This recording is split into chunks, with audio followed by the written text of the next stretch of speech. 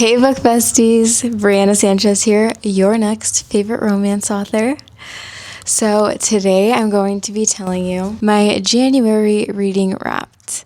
And yes, I know we're at the end of February, but since this channel is fairly new, I figured we would just go into it.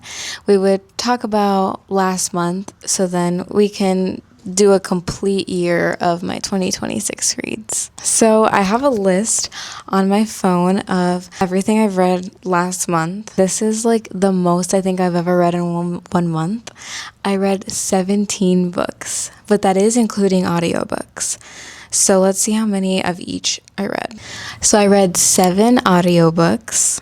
I read 6 physical books, and I read 4 books on my Kindle. That is a really good month for me, honestly. Let's get into it though. So I'm gonna go on Fable now, and I'm going to tell you guys my exact rating when I talk about each of these. And I'm not gonna go like super in depth or anything because honestly, I don't remember like my exact thoughts while reading all these books, I'd have to say, but I will do my absolute best. Let's start with my audiobooks. So the first audiobook I read this month was Wretched. Yeah, this is an author that doesn't know how to read the title of a book. It's Wretched, book 3 in the Never After series by Emily McIntyre. I rated that a 2.75. It is like my second least favorite book of the series. My first least favorite was the second one, but I don't know. I really like this series anyway, so I'm continuing to read it, which brings me to my second book. I read Twisted, or listened to, by Emily McIntyre, the same series, and I rated that 3 stars, so I liked it a lot more. One thing I will say about the audio for Twisted, I really liked the people they chose to be the voice actors. The girl really gave me Jasmine vibes, and I was just all here for it. I really liked it. The next one I listened to was The Incredible Kindness of Paper by Evelyn Skye. That book was so cute. It was so different for me. It had romance in it, but it had a really good, meaningful message with the story and such an amazing impact that I really liked it. I still rated it a 3 stars. I would recommend it if you're just looking for something cute, feel good. The next one I listened to was The Bright Years. And if you know me, I love Sarah Caroli, and she rated this a 5 stars. And if you know Sarah Caroli, she does not give those out lightly. I was really surprised because I rated The Bright Years a 3 stars. I don't know, like I thought I would like it a little bit more because of her. I will say it wasn't a 5 star for me. However, I really liked the way the story was written. So it was like written in 3 parts, and the first one was in the mom's point of view, then the daughter's, then the dad's. And that was so good to me because you really got to like understand how they each felt during such a similar situation, like how their lives were impacted, not at the same time, but in these different stages of their life. And it was really well written. I will say, like, it was a good book. It just didn't really resonate much with me. It did deal with like alcohol abuse, and I just haven't had like experience with that, so I think it didn't like hit home for me. But there's nothing wrong with me reading that. But anyways, the next one I listened to was Great Big Beautiful Life by Emily Henry. And don't hate me for saying this, I do not think I'm an Emily Henry girl. I will say I loved People We Meet on Vacation. Loved the movie, loved the book, but then I read Happy Place and I did not really like it. And this one was good. I rated it a 3 stars. It gave Seven Husbands of Evelyn Hugo vibes, which is one of my all-time favorite books ever. I thought it was good, but I didn't think it was great. No pun intended. Next, I listened to Story of My Life by Lucy Score. I love a good Lucy Score book, and let me tell you, this book had me laughing out loud so much. There were so many lines. It gave such Schitt's Creek vibes. I will say, like, this was a very good book. I did rate it 3 stars though, and let me tell you why. If this was supposed to be a romance, I didn't really understand the romance that much. I take that back. Not that I didn't understand it. I didn't really like feel the romance so much. I understand like how they got together, and it was a cute story. It was a funny, cute, like everything was good about it, but I didn't love the romance. I did like the story itself though, and I did like her character arc, the main characters. So I don't know. that's my thoughts on it. I'm not gonna go like too in depth. Then lastly, I listened to Woman Down by Colleen Hoover. Don't come at me, but I'm going to tell you guys that this is a good book. I rated it a 4 stars. I listened to it very fast. I was constantly wanting to know like what was happening next. And I read the reviews on this one. Actually, let's like play a little fun game and let's go on Goodreads really quick. Let's read some of these nasty reviews because you guys are so unfiltered. Oh my gosh. More like woman put the pen down. I'm sorry, what? I'm so sorry, but I have nothing nice to say about this book. Coho is writing fanfic about herself now. The author's note saying that this book is not about her life actually annoyed me a lot, not gonna lie. I feel like she was underestimating our intelligence. An author dealing with a scandal after a book to movie adaptation. This book is clearly about her. We all watched Happening, Colleen. There is no way of denying this. You guys are so unfiltered. Anyways, I'm not gonna keep going because that's rude. But I liked it. Like, I'm going to tell you guys something. As a writer myself, writers write what they know. So I don't know why she's like so, like being scolded for writing this about her life. I don't know why she's being scolded for that because writers literally write what they know. That's just how the game goes. Even if you say like not all writers because there is fantasy writers out there and none of that's real. Well, no. The characters, I guarantee you that the characters have something about the author or something about the author's like family or one of their friends. They have something going on in that book that has to do with their life. So I'm just throwing that out there. I'm defending her because I'm an author myself. Of course, I'm going to defend her. But I don't know. If you didn't like it, that obviously that's different.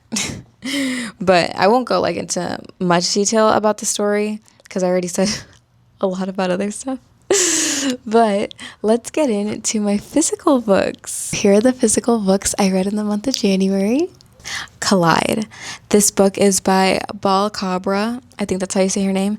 And I will say, I rated that a 3 stars. I rated a lot of 3 stars this month, honestly. I've been trying to do better about not handing out 5 stars like they're candy. But I will say I still am not going to not give a book 5 stars if I really loved it. And I'm not going to be like super nitpicky, but I am being a little bit pickier about certain books. This was a good book. I really liked the characters. I liked the story. I love a good hockey romance, but it didn't like do much for me. It's kind of like, it reminded me a lot of a Hannah Grace book. I really liked Icebreaker, but then I didn't care for so much of Wildfire Daydream. That's where that sits for me. But I did finish and complete an entire series this month, and that series is the Rebel Blue Ranch series. This was so good. I have now found a love for a new author, Lila Sage. She's amazing. So starting with Dawn and Dusted, I rated that one a 4 stars. This book is so good. I love Emmy and Brooks, and oh my god, it was just so freaking cute. I love a good like, oh, I'm dating my best friend's sister, you know, or I'm dating my brother's best friend. I love a good storyline like that. It was written so well. And I also love a good cowboy romance. I will say Lila Sage has yet to live up to Elsie Silver for me, but this was her debut novel. And moving on, it did get a little worse for me when I got to book 2. So Swift and Saddled is next, and I rated this a 3.25. I don't know why I did not love Ada and Wes as much as I would have wanted to. Yes, Ada is an outsider, but usually like I still love those characters. I didn't love it as much. This is my least favorite book out of the Blue Rebel Ranch, but it only got better from here because moving on to Lost and Lassoed, excuse me, Teddy Anderson, that's her name, right? Yeah, Teddy Anderson and Gus. Oh my gosh, this is a 5-star for me, but this has all my favorite tropes. This is cowboy romance, single dad, babysitter, all whatever tropes are in this book are my favorite. Like, I loved this book. But next, I read Wild and Wrangled. This was also so good. I rated it a 5 stars. I love like childhood friends to lovers. Oh my gosh, so good. And then last but not least, on the physical reading wrapped for January, I read Snowed in Love by Me. This is my second book in the Seasons of Love series. And the reason why I said I read it this month, even though I have read it for the past 8 months before it came out, is because it came out last month. This came out January 28th, and I've been having crazy good reviews on this book, lots of 5 stars actually. This is going to be an enemies to lovers. They get parent trapped by their best friends, and once they're parent trapped, they are also snowed in. There will also be only one bed. So, without further ado, go buy Snowed in Love.